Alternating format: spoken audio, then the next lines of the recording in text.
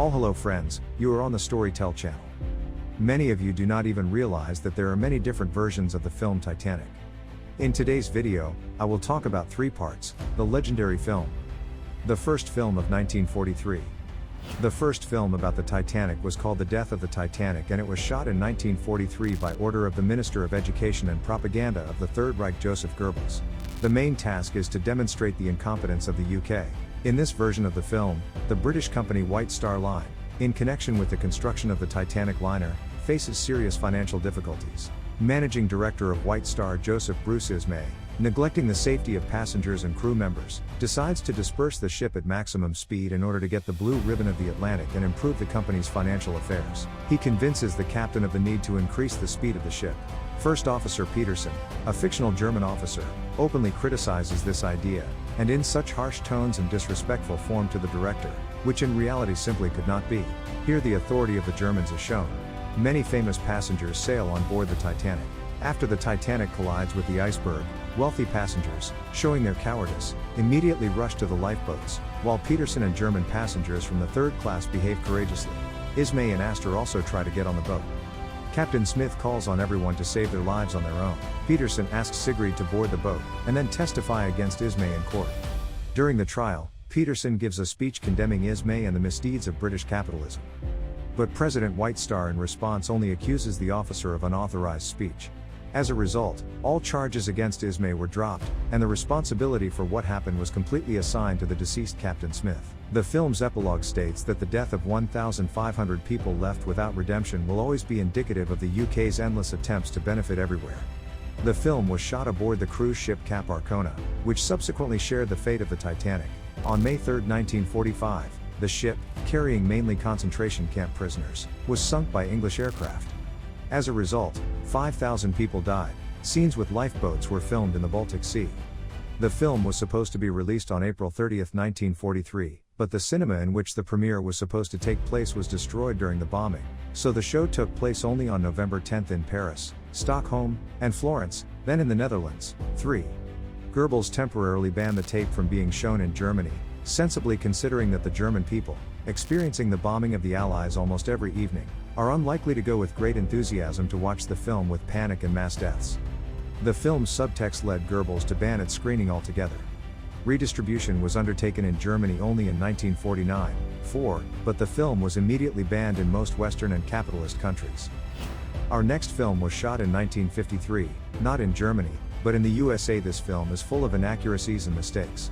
For example, Titanic collided with an iceberg on the right side, not the left, as shown in the film.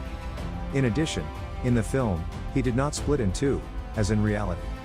But this can be explained by the fact that the real Titanic was found only 30 years after the release of the film. Let's go through the plot. Dissatisfied with the life of Mrs. Julia Sturgis, secretly from her husband decides to leave Europe and go overseas, to her homeland in Michigan, on the largest passenger liner Titanic. At the same time, she takes her children with her, 17-year-old daughter Annette and 10-year-old son Norman.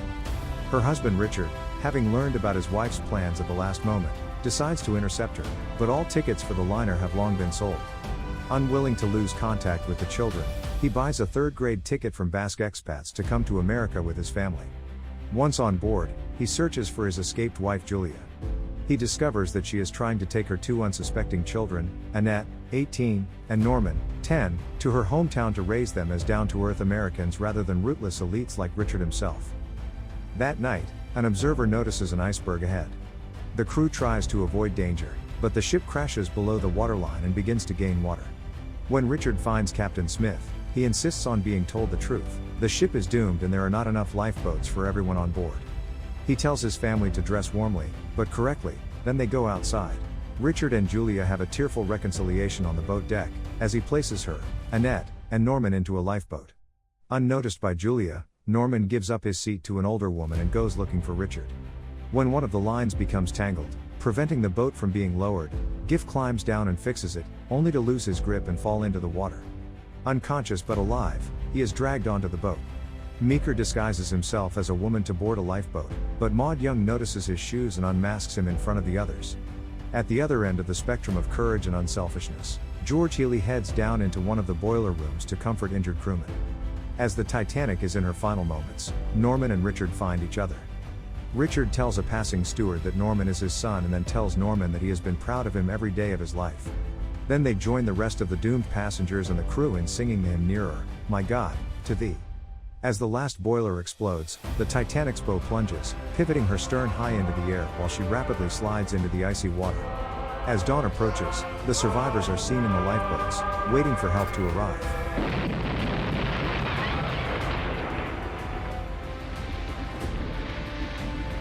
And the third film of 1997. The same film that every couple in love watched.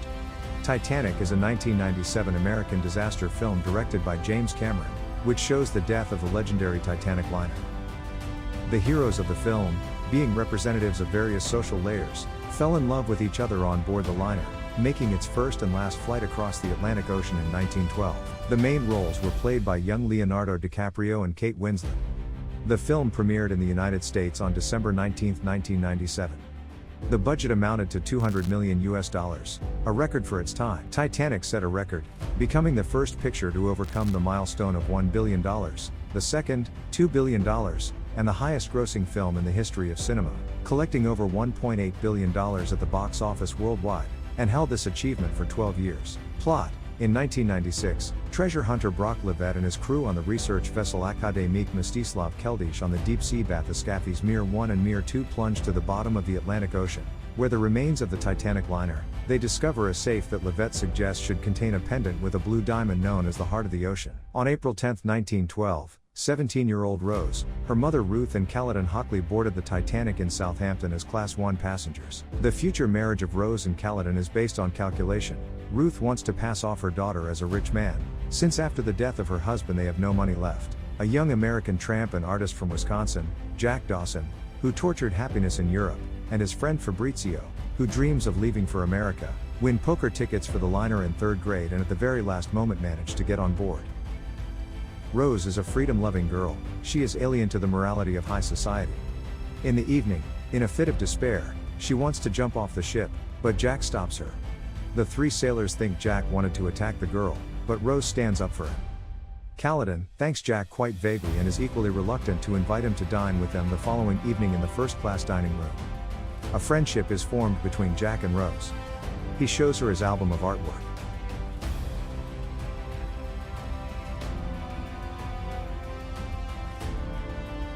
On April 14th, with the help of Fabrizio and their friend Tommy Ryan, Jack manages to sneak onto the upper deck and steal his coat and hat, which will allow him to be on the deck without inspiring suspicion. Titanic builder Thomas Andrews shows the guests his brainchild. Rose notes that only half of the passengers have enough boat seats. Jack tries to convince Rose that she must leave high life for her own happiness, and in fact confesses her love.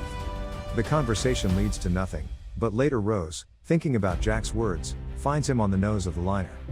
They, embracing, look at the sunset, the last for most on the liner. Rose asks that he paint her naked with the Heart of the Ocean pendant around her neck. The girl hides the drawing along with the diamond in a safe, writing a stinging note to Caledon.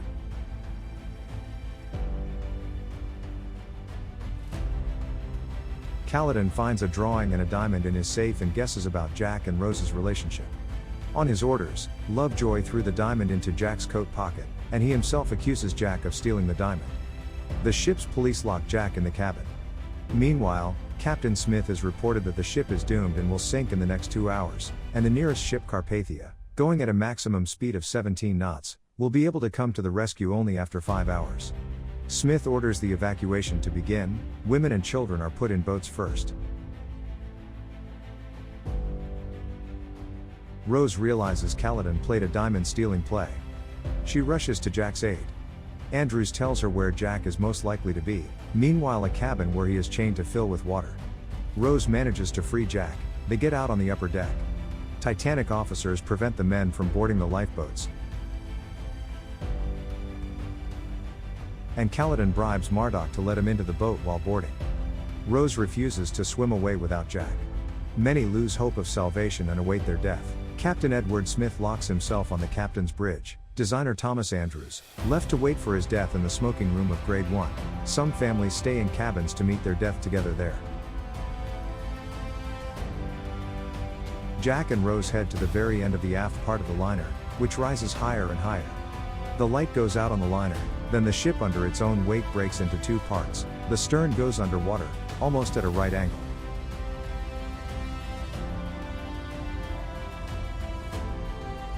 Jack and Rose manage to get out of the funnel formed from the sinking ship. They barely find each other among a lot of people. Jack manages to drag Rose onto a piece of wooden sheeting, but he himself cannot climb him. He asks his beloved to swear that she will do everything to survive. There is total silence. Rose lies on her back, humming a song that Jack sang to her.